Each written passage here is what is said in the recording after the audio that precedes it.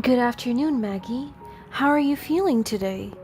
Allison, my dear, it's good to see you. I am hanging in there, but I must admit it gets lonely in this hospital bed. I'm here for you, Maggie. I'll visit you every day until you're fully recovered. Thank you, my dear. You've been a blessing to me, especially during this time. I must say, though, I'm disappointed that James hasn't come to see me once. I've noticed that too, Maggie. I'm sorry. It's been difficult for both of us. Our marriage hasn't been what I had hoped for. I've noticed, dear. It breaks my heart to see how he treats you. You deserve so much better. I had such high hopes when we got married, but things changed. He became distant and cold. James, he's not the sweet boy you once knew. He's lost his way, but you, my dear, you have been a pillar of strength. I've tried my best to make our marriage work, but it's been so difficult. I know, my dear, and I see your efforts, but sometimes we can't change someone else.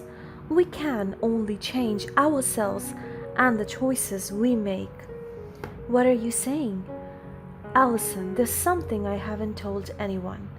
What is it, Maggie? You have to keep it from James. Promise me. I promise, Maggie. My name is Allison, and a few years ago, I married my husband James. Like any newlywed, I had hopes of a loving partnership, but life has a way of surprising us, and my journey took an unexpected turn. When we first got together, I was relying on James financially due to my ongoing health condition. I hoped he would understand and support me during this challenging time. But as the years went by, his attitude began to change. It felt as if a wall had been built between us, separating our hearts and minds. James started to use threatening language, implying that he didn't want to be there for me anymore. He made it clear that I would be utterly alone if he ever chose to leave. I don't know why you expect me to stick around if things don't change. If I were to walk out that door, you'd be left all alone. Do you think anyone else would want to be burdened with someone like you? You're lucky I've stayed this long. No one else would tolerate your laziness. You would be left to fend for yourself, and trust me, you won't last a day. We had frequent arguments, and I was incredibly stressed for a very long time. James had an expectation that the house should be kept spotless, saying that his demanding work schedule had already tired him enough. It felt as though my efforts to maintain our home were never enough. He would complain about everything: the food I cooked, the time I took the trash out, the little stain on the fridge. Nothing was good enough for him. But there was more. James's abusive behavior cast a shadow over my desire to bring children into our life. I yearned for a nurturing and loving home for my future kids, but it never felt like the right time to do that. And so, having kids became a subject of fear rather than joy to me. To make matters worse, my mother in law Maggie would often inquire about grandchildren. Her innocent curiosity stressed me out even more. The constant reminders of what I hadn't achieved only heightened my feelings of inadequacy. The heaviness of our circumstances weighed on my heart. My marriage was not what I had envisioned, and the challenges we faced seemed unbearable. The combination of financial dependence, constant threats, and societal expectations created a toxic environment, and I wondered if I could ever find happiness. Just when I thought everything was going downhill, something fortunate happened. Months of tirelessly sending out applications finally paid off, and I landed a customer service position at a reputable company. It wasn't the most glamorous job ever, but it offered stability and hope in my life. However, just as things were starting to look up, something else struck my luck. One fateful day, my dear mother in law suffered a heart attack. It was a terrible situation, but I knew I had to act swiftly. Fortunately, I had just come back home from a grocery run when Maggie collapsed on the floor. Without hesitation, I rushed her to the hospital, desperately clinging to the hope that medical professionals could save her. For over a month, Maggie remained in the hospital, fighting for survival. During this trying time, I expected James, her own son, to be by her side, offering comfort and support. However, he remained absent from the hospital room. Days turned into weeks, and still there was no sign of him. Whenever we called him, James always had an excuse, saying things like he's too busy with work to show up. Each time I heard his voice on the other end of the line, my heart sank a little deeper. When his mother's life hung in the balance, he had chosen to turn a blind eye to her suffering. I couldn't comprehend how he could neglect his own mother, a woman who had dedicated her life to raising him with love and care. It was a betrayal that cut deep. In the face of adversity, I discovered a newfound strength within myself. The days were long and draining, but I pushed forward, attending to Maggie's needs. It was in those moments that I realized the power of love and the importance of being there for someone, no matter the circumstances. Every single day, I visited Maggie at the hospital. The emptiness in her eyes broke my heart as she talked about the absence of her own son, James. It was a painful reality that she had to endure, feeling alone and abandoned during such a vulnerable time. I approached my employer and mustered up the courage to ask for permission to work remotely.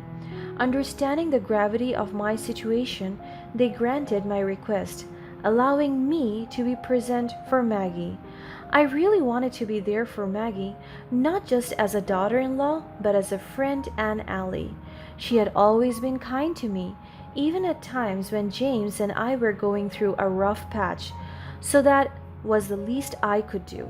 It was during that period that our bond grew stronger. I still remember that day when she cried to me for the very first time. She had always been a strong and positive woman, and I had never seen her cry before. Good afternoon, Maggie. How are you feeling today? Allison, my dear, it's good to see you. I am hanging in there, but I must admit it gets lonely in this hospital bed. I'm here for you, Maggie. I'll visit you every day until you're fully recovered. Thank you, my dear. You have been a blessing to me, especially during this time. I must say, though, I'm disappointed that James hasn't come to see me once. I've noticed that too, Maggie. I'm sorry. It's been difficult for both of us. Our marriage hasn't been what I had hoped for. I've noticed, dear. It breaks my heart to see how he treats you. You deserve so much better. I had such high hopes when we got married, but things changed. He became distant and cold. James, he's not the sweet boy you once knew. He's lost his way, but you, my dear, you have been a pillar of strength. I've tried my best to make our marriage work, but it's been so difficult. I know, my dear, and I see your efforts. But sometimes we can't change someone else. We can only change ourselves and the choices we make. What are you saying? Allison, there's something I haven't told anyone. What is it, Maggie? You have to keep it from James. Promise me. I promise, Maggie. After that conversation, I knew I was doing the right thing. Maggie had let me in on a secret that would later change everything in our lives. I decided to move into Maggie's house, which was much closer to the hospital. That allowed me to go back and forth more easily, ensuring that I could be by her side whenever she needed me. The decision was a small sacrifice in the grand scheme of things, a way to provide the support that Maggie deserved. As I settled into Maggie's house, I actually felt better. It seemed like I really needed to be away from James for a while. However, James didn't do well in my absence. His attitude seemed to deteriorate further. Despite my new career and the responsibilities of caring for his mother, he expected me to keep our house spotless still. Then, on one fateful day, James brought forth divorce papers.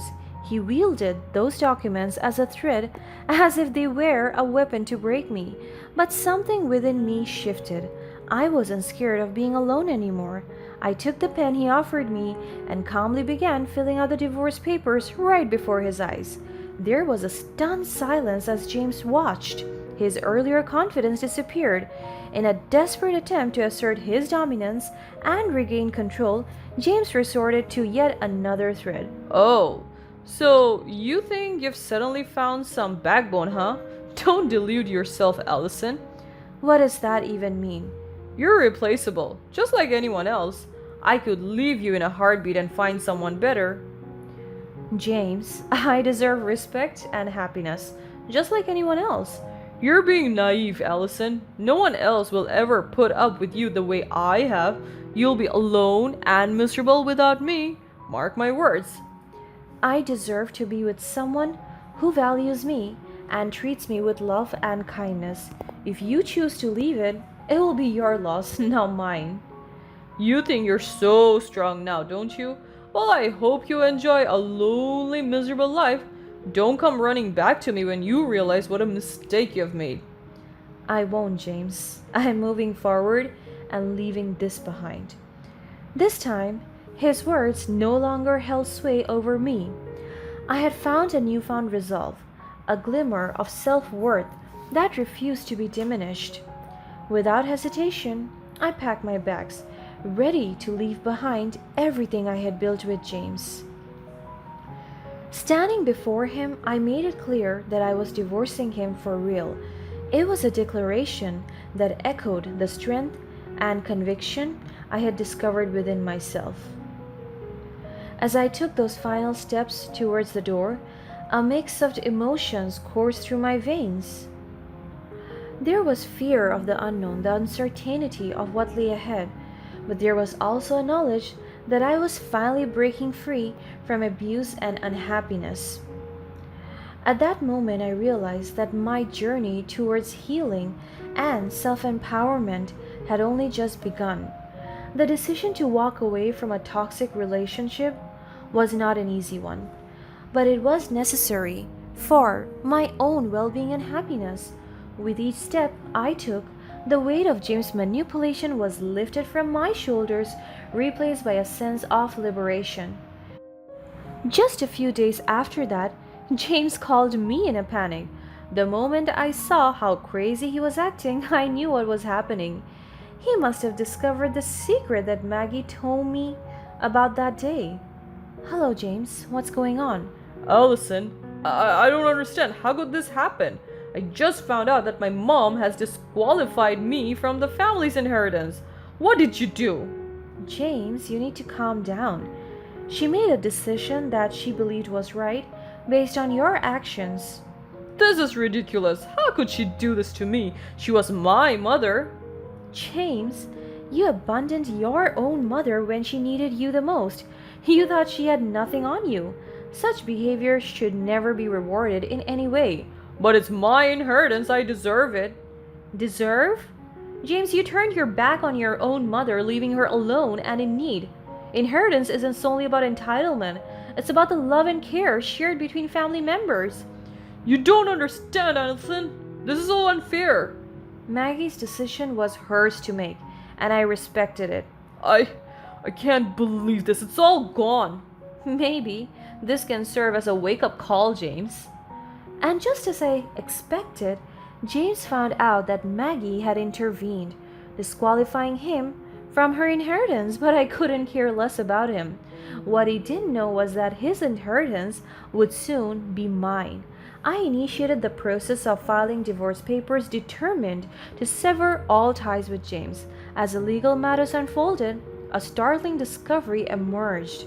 James's father had left behind a substantial amount of money, totaling $700,000. Maggie had legally signed to ensure that most of the sum would be mine. She set up a fund for James, though, which was worth around $100,000, but only in the case where he kept a clean record and stable jobs. It was an act of love and support, a final gift from a wise woman who knew who to trust and who to look out for. After knowing about this arrangement, James tried to sue me for stealing his money away from him. Sadly, just after a few months after that, Maggie passed away. Her presence, which had brought solace and strength during the darkest hours, was now but a cherished memory. In her honor, I chose to donate half of the inherited money to various charities, understanding that there were others in need who could benefit from it. The remaining half of the money helped me with personal growth and professional advancement. I enrolled in language classes seeking to expand my horizons and embrace new opportunities. The dedication I poured into these studies paid off, and after a few years, I proudly assumed the role of a manager at my company. It was a reminder that the pursuit of personal growth and success was not limited by the constraints of my past. Meanwhile, James was left in a state of emotional desolation. He lost the case against me, of course, because I was inheriting Maggie's fund legally. James was ordered to pay for his settlement. He even constantly attempted to reach out to me. He came to my office making a scene at every chance he could. I made the difficult decision to call the authorities, seeking protection from his behavior. He lost his job, and together with it, he lost the $100,000 that his mom had left for him. James became a broke and bitter loser who didn't even know he had brought all of those things on himself. As time moved forward, the scars of my past began to fade. I embraced the opportunities that life had presented me, forging ahead with strength and resilience. A few years after that, I met someone who really appreciated and loved me for who I am. We have been together for a few years now, and we are talking about bringing a child into this world. I am so happy and hopeful now, knowing that it will only go up from here.